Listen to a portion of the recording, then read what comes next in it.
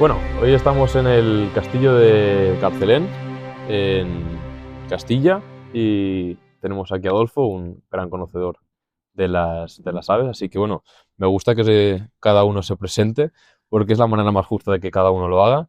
Así que bueno, cuéntame un poco quién eres. Bueno, pues mi nombre es Adolfo Ruiz y soy el director de los Archivos Españoles de Cetrería, que es una entidad que se dedica a la salvaguarda del patrimonio inmaterial universal de la cetrería y el bien de interés cultural en Castilla-La Mancha. Lo que nos dedicamos es a divulgar lo que es la cetrería y aparte pues a hacer otro tipo de aportes a la sociedad, como es hacer estudios sobre avifauna, utilizando la cetrería para el control biológico de plagas y demás. Y bueno, pues la verdad es que en eso nos ocupamos el tiempo. Bueno, pues hoy venimos a hablar un poco desde la historia de la cetrería hasta el momento actual, y vamos a pasar sobre todo por la parte que más nos puede interesar, que es esa parte medioambiental y ese factor que hace que la cetrería puede ser algo importante de cara al futuro. Así que vamos a dar unas pequeñas pinceladas de historia. ¿Qué es la cetrería para la historia de España? Bueno, la cetrería es una parte fundamental de la historia de España y de los pueblos en general. La cetrería nace originalmente de un pacto, de una alianza entre el ser humano y el halcón, puesto que colaboran espontáneamente en la caza, y eso luego digamos que se regula o se orquesta y nace la cetrería. Esto pasó, parece ser que hace 8.000 años. En España, concretamente, la cetrería viene de la mano de los pueblos godos, por el norte de Europa, se desplazan a la península ibérica y allí practican cetrería con azores, que era lo que ellos tenían, lo que manejaban en bosques, aves de bosque, y posteriormente por el sur, por Andalucía, por el Andalus, vienen con la invasión musulmana, que traen los halcones, que es lo que ellos manejaban en el norte de África, ¿no? ¿Hasta qué punto es importante en la historia de España? Bueno, pues como dos pinceladas rápidas, te puedo decir que Castilla consiguió su independencia gracias a un azor de cetrería y que la isla de Malta fue dada a los caballeros hospitalarios de Jerusalén a cambio de un halcón peregrino al año por Carlos V, y hubieron siglos que se hacía esa tradición. Todos los años se traía el Día de Todos los Santos un halcón al rey correspondiente de España. Claro, hemos estado hablando antes un poquito de que hay dos mundos, ¿no? Un poco la cetrería árabe y la cetrería más cristiana. ¿Qué sucede en España con esto? ¿Por qué en España tenemos esa cultura de la cetrería tan importante? Porque precisamente recibimos esas dos fuentes, ¿no?, aquí en España, y además eh, conviven, que es lo que tal vez no ha pasado en el resto de Europa, que sí han tenido una cierta influencia de la cetrería árabe por las cruzadas, pero no convivían con ello, ¿no? Nosotros sí convivimos durante muchos siglos, cetreros cristianos y árabes, ¿no?, musulmanes, y lo que conseguimos fue una riqueza impresionante de información, que luego se fue cristalizando en los tratados de cetrería medievales. Tanto las traducciones árabes del siglo X que hizo Alfonso X el Sabio, como el libro de Moamín, de los animales de caza, como los aportes puramente europeos del Príncipe don Juan Manuel o de Pedro López de Ayala. Creo que es muy interesante una cosa que hemos hablado antes. Cuando hemos estado hablando de la aristocracia y este puesto de poder que tenía la cetrería, creo que además, sobre todo, ubica mucho cuál es el verdadero sentimiento cetrero, ¿no? De que el trato con el ave es más que un trato con un animal de ganadería, es un animal, eh, podría escalar hasta lo sagrado, ¿no? Para muchos de vosotros. Sí. Y nada, cuéntanos un poco sobre todo ese punto de aristocracia, de sentimiento de, bueno, más ese de poder que te ofrece la cetrería, o que ofrecía antes, o ese poder cultural. La cetrería tiene mucho de espiritualidad y también nace de animales de poder, ¿no? Las rapaces son animales de poder, desde el dios Horus a los tótem de los indios americanos, ¿no? La rapaz, el halcón, el águila siempre está presente. Son animales poderosos, animales que suben al cielo, que es lo que no podemos hacer los humanos, ¿no? Físicamente no podemos escalar al cielo. Y eso entronca ya pues con una mística, bueno, que su máximo exponente es San Juan de la Cruz y San Francisco de Borja, que es el patrón de los cetreros, en el cual pues el halcón es un vehículo para elevar nuestros pensamientos o nuestra alma a sitios más elevados, ¿no? Incluso ya dentro de la cultura cristiana, pues a Dios, ¿no? Y eso también pasa en la cultura musulmana. Son animales que son prácticamente sagrados, ¿no? También representan un estatus social. Tener cetreros profesionales, tener halcones adiestrados en un mínimo de 15, 20 que se tenían cada noble, era carísimo. Había halcones como los gerifaltes que venían de Groenlandia, o los halcones shahines que venían de Arabia, o los sacres que venían de los montes Urales, y iban todos a Valencia, a Gandía, o al norte en Santander, y se compraban allí, ¿no? Eran carísimos, porque muy pocos sobrevivían a un viaje tan largo. Y entonces era daba una sensación de estatus, ¿no? Cuando tú tenías halcones y halconeros, bueno, este hombre ha triunfado en la vida, ¿no? Es un noble o es un hidalgo que se puede permitir esto. La cetrería se dio por delante a grandes fortunas en la Edad Media.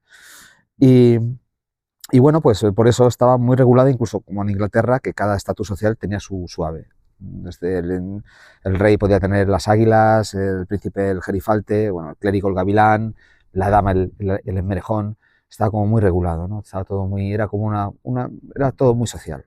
De hecho, el príncipe don Juan Manuel decía en su libro de los estados que la montería, la gran caza de osos, jabalíes, tiraba para la... Oiga. A recogerlo un segundito y continuamos. No te preocupes. Que ahora con el viento... Sin problema ninguno. Respuesta. Continúa. Estabas hablándome vaya, me lo he perdido. ¿De qué hablábamos? Yo también me he perdido. Creo que estábamos hablando de cuando traía las Azores a Valencia. Sí, bueno, un poco lo que te comentaba, ¿no? Que era una representación de un estatus social, de un poderío económico. Claro, ¿no? cierto. Hablábamos de Inglaterra, hablábamos. Sí, exacto, Inglaterra tenía bastante regulado lo que era el manejo de rapaces en cada estatus social, ¿no? Y entonces, en ese sentido, pues era una forma de demostrar que tenías un poder. Ahora tienes un buen coche o un buen chalet, ¿no? Pues entonces a tener halcones. Ya, ahora tengo un azor en mi casa. Sí, hasta el punto que había leyes que impedían que se le embargara a un caballero la espada, la cama y el halcón. El halcón para mantener el estatus y alimentarse, la espada para defenderse y la cama para descansar. Sí, de todos estos caballeros han evolucionado a Félix Rodríguez de la Fuente, ¿no? Un poco que ha sido quien aquí en España sobre todo más a tu generación que la mía, habéis podido aprender y mamar un poco de él, ¿no? ¿Qué figura representa Félix en la cetrería en España? Bueno, es el que rescató la cetrería del olvido. En España desapareció en el barroco la cetrería. Bueno, en casi toda Europa prácticamente. En Inglaterra menos y en Holanda se mantuvo un poquito, pero bueno, simplemente pasó de moda. Era caro tener halcones, como hemos dicho, y lo que se puso de moda era tener escopetas. Claro. Y entonces era una cosa mucho más sencilla. Se limpiaba, se guardaba en un armario, no tenía que tener mantenimiento, no tienes que tener profesionales, salvo un armero que llevara... Y entonces, pues, la cetrería desaparece. Digamos que se extingue, ¿no? Y bueno, pues allí en los años 50, en el 52 para ser exactos, pues hubo un chaval que estaba enamorado de los halcones, estaba estudiando en Valladolid medicina y se encuentra con un taxidermista que era también ornitólogo, que se llama José Antonio Valverde, fundador del Coto de Doñana, y bueno. Y le dijo que porque le gustaban los halcones, que quería tener halcones, y le dijo, bueno, es que hay una forma de tenerlo que se llama cetrería, ¿no? Y Félix ya había oído algo de la cetrería, Tono fue el primer cetrero, y bueno, pues Félix lo que hizo fue coger esa misión de volver a rescatar la cetrería en España. Y vaya, lo consiguió. En el 56 creó el primer centro de cetrería en España, auspiciado por el Servicio Nacional de Pesca Fluvial y Caza de la Administración, y Félix ha representado todo en la cetrería. Todo aquello en el que hablemos de cetrería, no hay una sola cosa en la que Félix no haya sido pionero. Claro, porque luego Félix se enfrenta con muchos problemas, ¿no? Cuando empieza a mover la cetrería en España, ¿no? Lo primero, la incomprensión. Cuando Félix empieza con la cetrería, hay un decreto que crea las juntas, fíjate qué nombre, las Juntas Nacionales de Extinción de Animales Dañinos, en los cuales se pagaba por las garras o las pieles de los lobos y de las águilas que se mataban. Había gente que vivía de aquello, de matar águilas y halcones, hasta el punto que en 1954, si no recuerdo mal, 1956, se matan solamente en Guadalajara 1000 rapaces.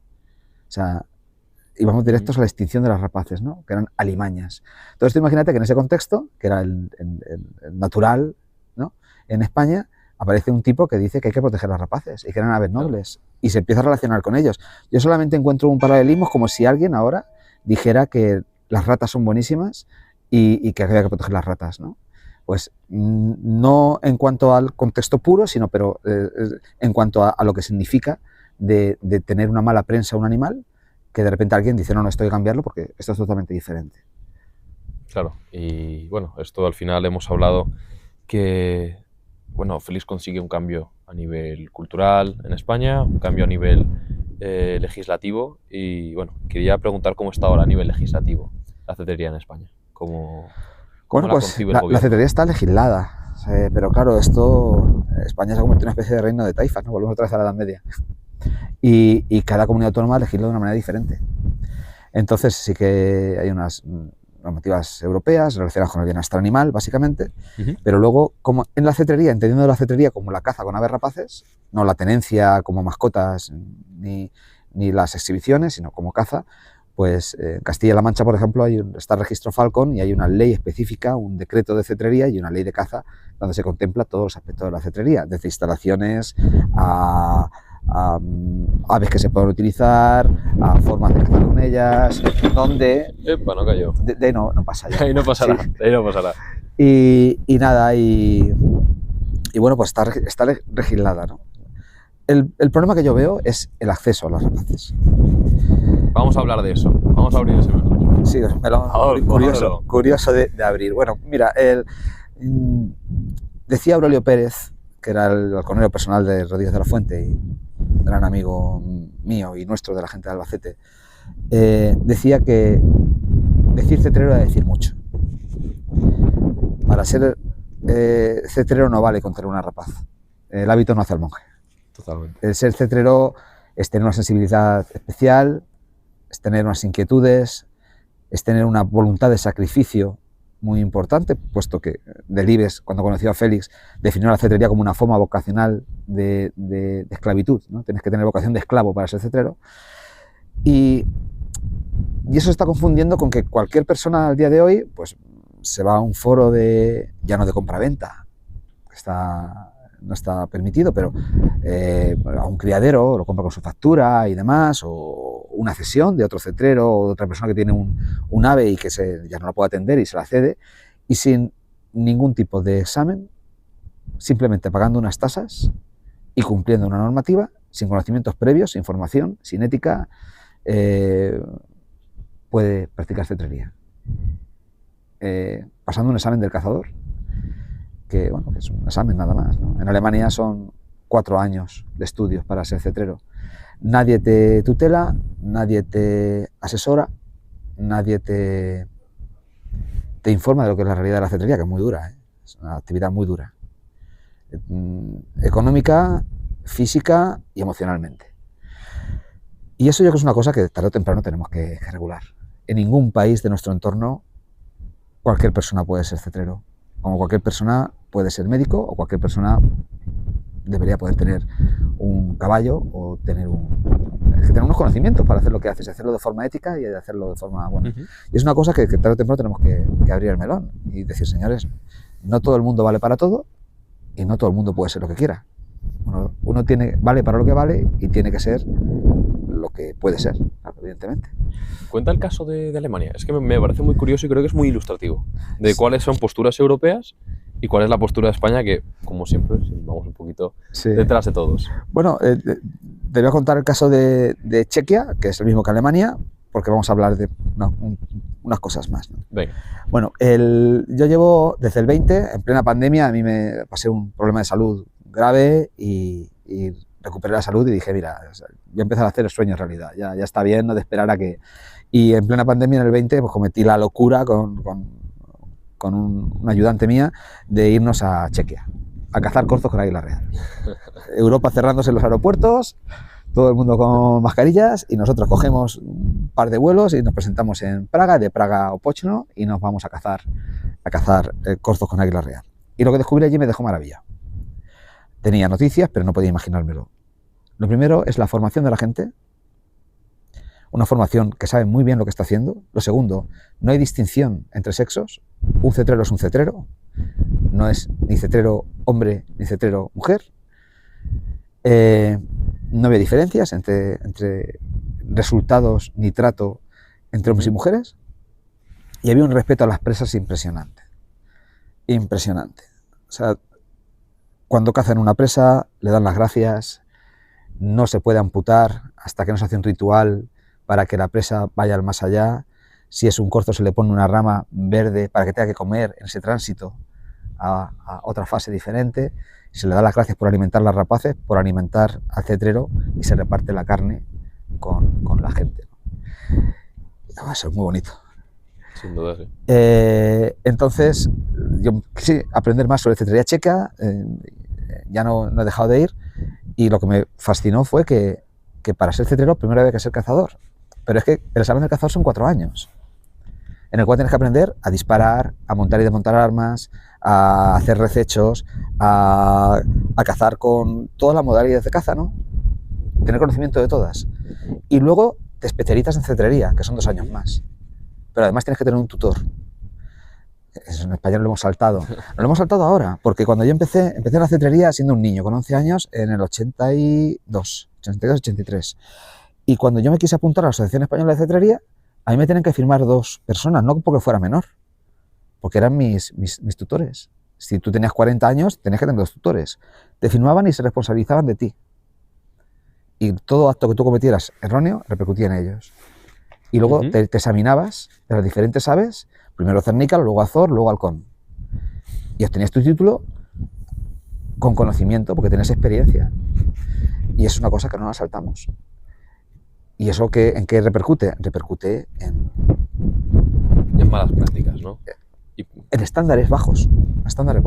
Que son aceptables, que sí, que tú coges la ley y la aplicas y son aceptables. Aceptables para un legislador. Yo creo que para los cetreros no deberían serlo. Deberíamos tener estándares más elevados, nunca mejor dicho, ¿no? Totalmente.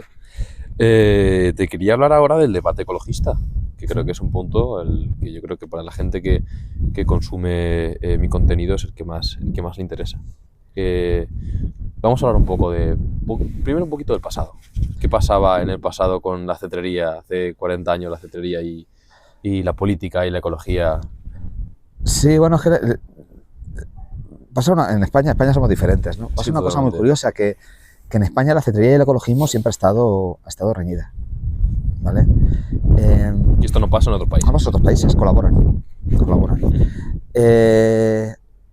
Entonces, en España hay una figura que es Rodríguez de la Fuente, que entraña al mismo tiempo al cetrero y al ecologista. Claro. Pero claro, hay cetreros que siguen al feliz cetrero, y hay lo que él llama a sus cachorros, que eran los ecologistas, que enseguida reniegan de Rodríguez de la Fuente e intentan ir por su lado con los postulados europeos que venían de Alemania, algunos de la Alemania del Este, con ideas pues antinucleares, unas ideas verdes, lo que fue en su momento el movimiento de Greenpeace y demás, ¿no? En contra del movimiento de Adena, que era el que defendía Félix, que era un poco más moderado, ¿no? Y pues hay que entrar a la política de por medio. Con lo cual a los cetreros se nos ponen un poco en la zona más conservadora por ser cazadores, y el ecologista más progresista por ser ecologista, ¿no? Cuando no tiene que ver una cosa con otra. Estamos hablando, me decía un Christian de Cohn, un cetrero belga, dice, el problema que tienen es que en el ecologismo en España debería ser una ciencia y se ha convertido en una política. Sí. Y entonces eso es un problema, ¿no? ¿Qué pasa? Que la cetrería es muy fácilmente atacable. Somos muy visibles. Se nos ve con los halcones. Nos gusta, no nos vamos a engañar, nos gusta mostrar a nuestros compañeros de caza, a nuestros niños, ¿no?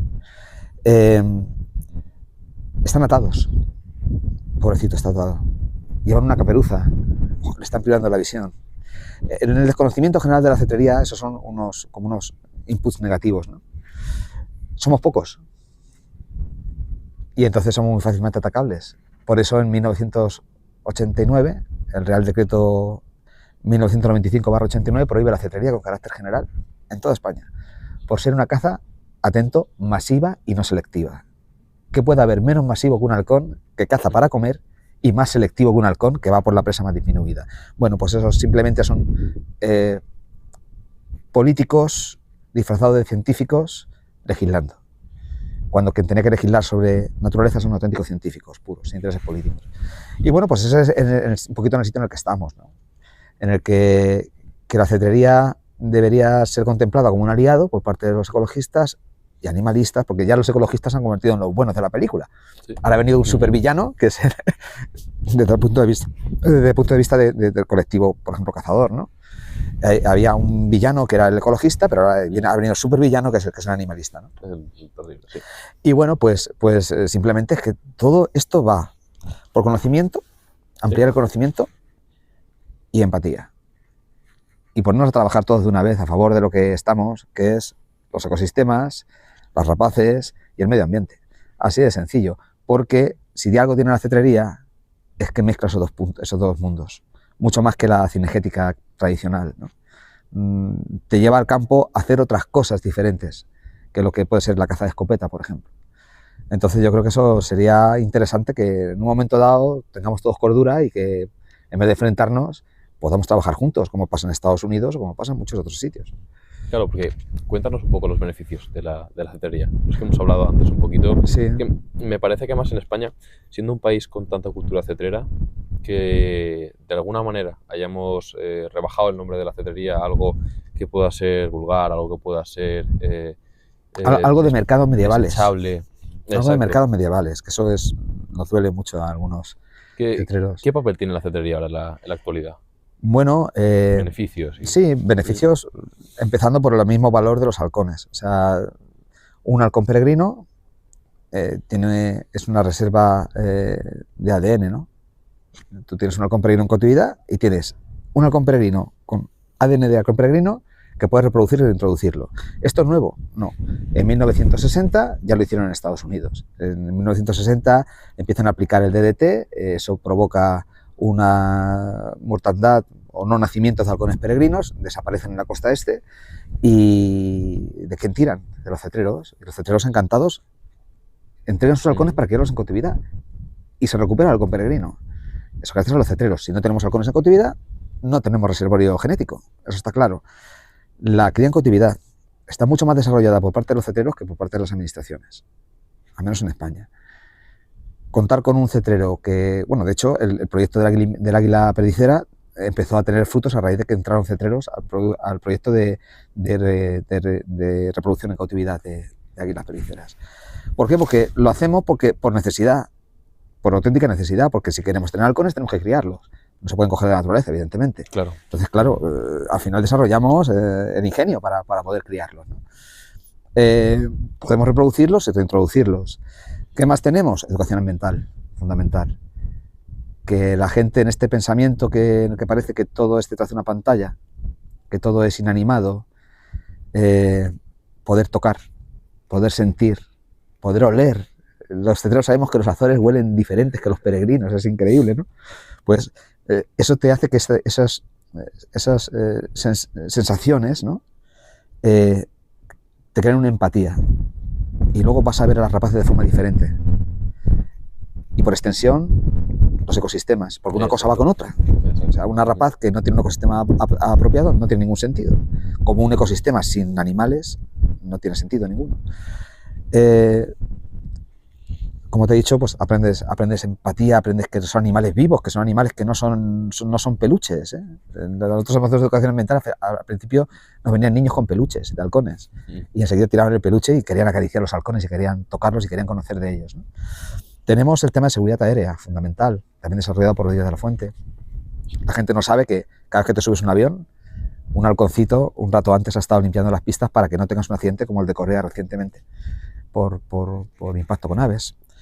Eso es aplicable también al tema de salud pública. En el caso de Madrid, de liebres y conejos con leishmaniosis que se transmitían a mascotas y a humanos, que con cetrería se está controlando, ¿no?